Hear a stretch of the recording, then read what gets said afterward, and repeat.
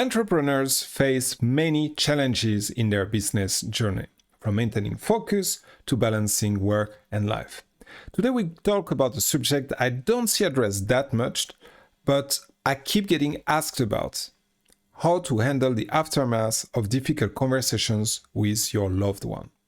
It seems like a lot of business and productivity coach out there just expect us entrepreneurs to be like machines and, get in a big fight with our loved one and then just move on with our life and be super productive and focused the whole day.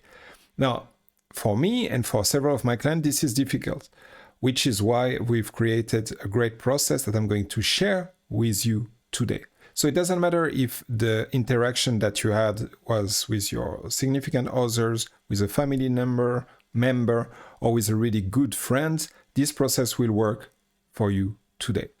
So if you're ready to take your focus and productivity to the next level, even after a difficult conversation, grab a pen and paper and let's rock!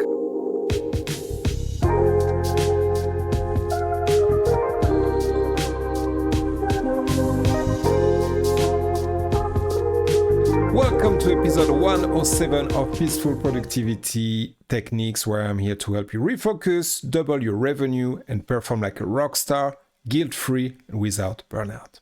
I'm your host, Arnaud Sizi. I'm a productivity and focus coach, and today I'm super excited to be here with you guys because more and more of you are watching this show or are listening on Apple Podcast and Spotify, and this is very, very, very rewarding, especially because some of you guys started to post it review. So keep it coming. Go to Spotify, go to Apple Podcasts, leave me a review. If it's a 5 stars, I appreciate that. If it's less than 5 stars, as long as there's a good criticism in there on how I can make this show better, I appreciate that as well. Today we're talking about how can entrepreneurs maintain their focus and avoid distraction after having difficult conversation. One of the biggest drain in our focus is what's going on in our private life. It's pretty tough to be productive when you just had a big fight. And that's what we're going to talk about today. Before we get into that, if you want to put your best foot forward coming into any interactions, not just with your significant others, family members, friends, but also with your clients, with your prospects, with your business partner, with your investor, go to peacefulproductivity.coach/7 days. You'll find there completely for free my 7 great days cheat sheet. This is a cheat sheet that I've created by combining several tools that me and my clients use in order to have 7 focused, productive, and fulfilling days per week, every week. This is super important for everything. I promise you this stuff works. Completely free. Go to peacefulproductivity.coach/7 days and get it now. If you're watching on YouTube, the link is below. And if you're listening on Apple Podcast and Spotify, where you are, I'm sure, already busy writing me a review, it's peacefulproductivity.coach/7 days. So today we'll talk about what it means to keep your focus and productivity after those difficult conversations. There are three major things that I want you to focus on. The first one is to be intentional about who you let in your life. Here's the point. Difficult conversations are actually a gift that you are making to someone that you care about. If you don't care about somebody, then there's no need to have the difficult conversation with that person. You can just erase that person from your life, ignoring him or her. So the first thing is really to have an assessment of who is in your life at the moment and who shouldn't be there anymore. The basic difference is people who you care about, people who you want to stay in contact with, then they deserve to have difficult conversation. People who you don't care about that much, they don't need to have the difficult conversation. You can just not see those people. So remove people from your life who don't deserve this gift. And it doesn't need to be dramatic. It can just be if the person is a barista, if the person is a service provider and you don't really need the service, if the person is a friend of a friend or a former friend, just stop communicating with that person. There's nothing bad about that. It just means that you guys grew separate over times, and now your time is precious as an entrepreneur. Your energy is precious, so you need to be very conservative on it and remove people who don't deserve to have the conversation with. Let's get into the conversation itself. The way I see it, difficult conversations are really two different conversations. So I'll be breaking down each of those. The first one is the one that people are afraid of. That's the one that can carry the potential conflict. And the second one is the conversation that you have the next day. The next day is an expression. It can be just a few hours after. But let's say some amount of time after you've created the conflict by having the first conversation. So I'll be breaking down each of those two conversations, but it's important to know that you want to optimize for each of those. How to optimize for the conflictual conversation. There might not necessarily be a conflict, but there might be one, and you want to be prepared in case the conflict shows up. How can you prepare? First of all is to prioritize yourself, your self-care, and be in a great state when you enter this conflictual or potentially conflictual conversation.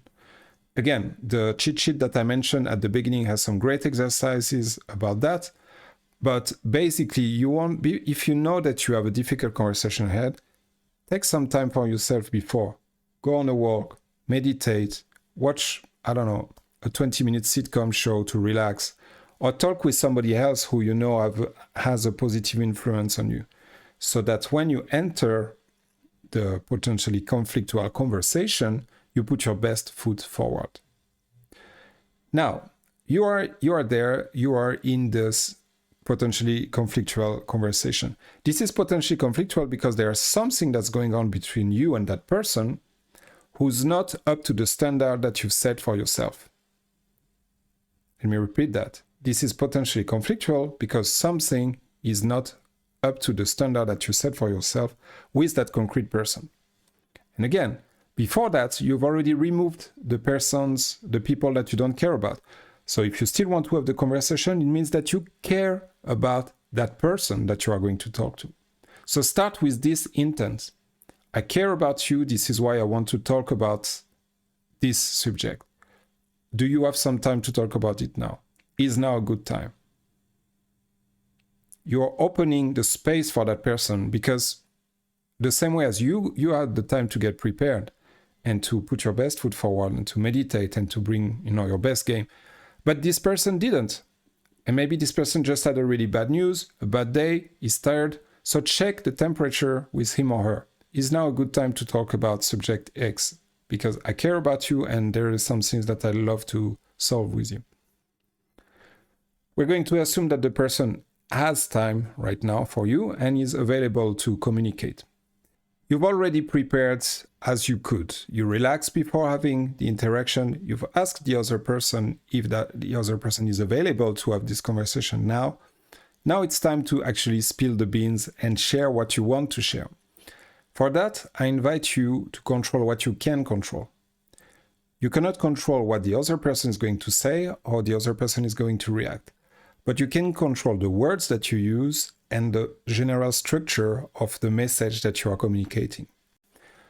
For that, my invitation for you is to use a method called NVC, which stands for Nonviolent Communication. There's a whole current around it, and I will just focus on the most actionable part of it, which is based on 4 pillars. You talk about facts. You talked about how those facts make you feel. You talk about which needs do you have, and you make a request. Facts, needs, feels, request. Let's get into an example. Let's say that your significant other has been late several times over the last few weeks. You agree on a time to meet and that person is being late. You state facts. I've noticed that we've agreed on a certain time for occasion X, Y, and Z, and to 3 occasions, you were always at least 15 minutes late. Feel. It makes me feel like you're not respecting my time and maybe even not respecting our relationship. Need. I care about you and I need to feel that you respect our time, my time, and our relationship. Request. Please, don't come late. And in case you do come late, let me know in advance so that I'm not losing my time and I can reorganize. Very basic example, but the idea is to really follow a structure where the other person cannot contest what's going on. The other person cannot tell you that the facts are not correct, unless he or she is really of bad faith. Cannot contest the way you feel. It cannot contest, he or she cannot contest the way what you need. And then for the request, he or she can say yes or no, but cannot contest you making the request. And if that person says no, that's for another episode, but you should be able to accept that the other person isn't willing to comply with what you want and take decision based on that. So, the potential conflictual conversation, you go there with your best foot. You check with the other person that he or she is available right now, and you use NVC. And then you really empty your bag. You say everything that you want to say, as kindly and as lovingly as possible, but don't hold back. Because if you do hold back, you will beat yourself for it, and you will regret not having said the things that you wanted to say, which will build resentment and which will make things even more complicated in the future. So that's it for the potentially conflictual conversation, which, by the way, doesn't have to be conflictual. I've had some of those where I was super stressed and anxious to get in there, and when I just followed the structure, and the other person was like, okay, point taken. That was the end of it. So sometimes you go there prepared for a conflict, and sometimes the conflict doesn't come. Assuming that there is a conflict, the other person reacts badly, says things, breaks some dishes or whatever, or doesn't react the way you want, it's okay. Now it's time to optimize for the next day conversation. And again, this conversation doesn't need to happen the next day. It's just an expression. Once the message has been passed, because you've spilled the bean, you said everything that you wanted to say, the message is there. Now you want to leave some time for the other person to integrate what you said. Because remember, you had time to prepare. He or she didn't. So the next day, or the day after, or the next week, sometimes it takes a long time. Here's how you can optimize the second conversation. Go and talk to the person coming from a place of love, understanding. Hey, we talked about that 2 days ago. I understand it was not pleasurable to hear. I'm sorry if I upset you. I'd love to know what you think, and because I really care about you. I want this thing to work. And I'd love if we could make a decision, or I'd love to know what you think about that. Be vulnerable, be yourself, but come from a place of love and understanding. You're not trying to win. Or rather, you're trying to win as a team. You're not trying to win over the other person. And the other thing is, be ready to compromise. You'll see, I promise you, after you spill all the bean in the potentially conflictual conversation, the problem won't matter nearly as much. Because a big part of what we consider a problem is the thing that we keep inside and eating ourselves from inside. Once you put it out there, the next day, the next week, it doesn't matter nearly as much, and it's much easier to compromise. I can tell you that from experience and from the experience of my client. So, go there and be ready to compromise. Maybe you won't have 100% what you wanted initially. Maybe you just have 60% or 75%. That's still a huge progress, and the other person doesn't feel like he or she lost. he or she feel like you guys found a good way to continue. For me, in my life, I've been in a relationship since 2006. I've been married with the same person who I have the relationship for since 2012. We have ups and downs, but we managed to deal with our differences using several of the things that I've just shared. So it's working.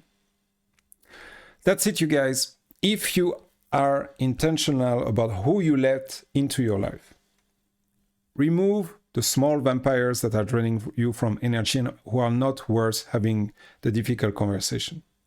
And then if you optimize for both the potentially conflictual conversation and the next day conversation, you'll be able to handle those difficult conversations much, much, much better.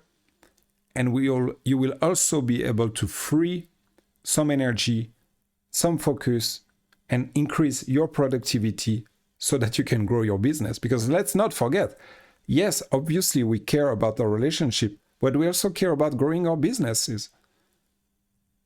And then it's a feedback loop. If your business goes well, it's easier to put your foot forward and be your best self when you're handling those conversations, those conflicts. And then there are less often conflicts and you feel better for your business. And then the business goes even better, etc. So question for you guys. What's an area you need to focus on in order to better handle the difficult conversation in your life? Do you need to be more intentional about who's in your life? Do you need to prepare more for the potentially conflictual conversation? Do you need to optimize more for the next day conversation? Maybe you don't have a next day conversation at all. Let me know in the comments here on YouTube or in a review on Apple Podcast or Spotify which one of the 3 areas you want to take action this week. Or, if you have a great week without conflict, the next conflict. Awesome. So that's it for today, guys. Let me just remind you that a great way to put your first foot forward in an incredibly loving way is to go to peacefulproductivity.coach/7 days and get my 7 great days per week cheat sheet. If you feel like you're transcending it 7 days a week, having a great time in your business and being fulfilled and focused and integrated, do you see how that could help you really communicate better in the people in your life, inside and outside of your business? I hope you do. Thanks a lot, everybody. I'm very grateful for you watching, listening, commenting, sending me messages after that to ask questions as usual. Peace.